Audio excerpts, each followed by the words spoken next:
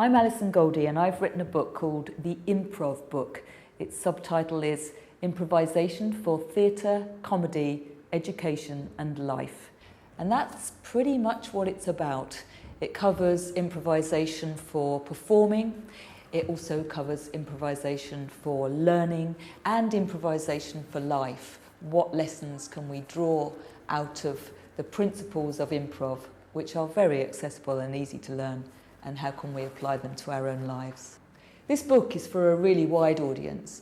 It's for teachers, for whom it will be a great handbook of games and exercises. It's for students who can then read up on the exercises and also read some of the philosophy behind the exercises. It's for teachers and students in schools, performing arts schools, further education.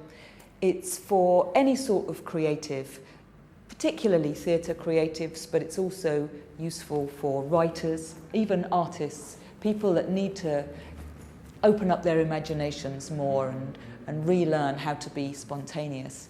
It's even useful for regular folk who never do anything artistic but just want to feel more spontaneous and free in their lives.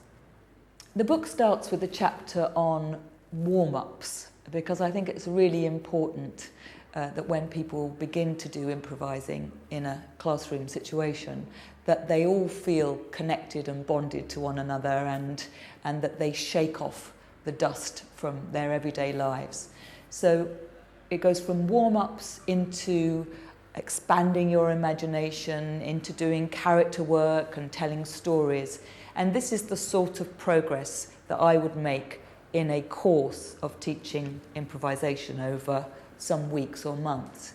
And then I move on to devising with improvisation. So how do you create a whole show or a whole script or a piece of written work from improvisation? When I was thinking about writing this book on improvisation, I thought about a lot of the life lessons that improv contains, and there are many of them. One of the chief lessons is about saying yes to things, about accepting an offer from someone, instead of doing what we so often do, which is to say, oh no, I don't know, I couldn't possibly, and be a bit cautious or worried about accepting something that's outside our comfort zone.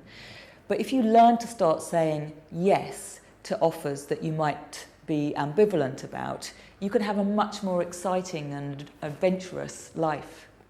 I would thoroughly recommend that people do some improvisation classes. There's no substitute for actually doing it. But what this book does is it supports you as somebody doing those classes, and it will show you the benefits of practicing some improv and using it in your daily life. I really enjoyed writing the book. I've put down what I've been teaching for 25 years, and I had to sculpt it and order it and think about it. And because I love my work, that was a very enjoyable process.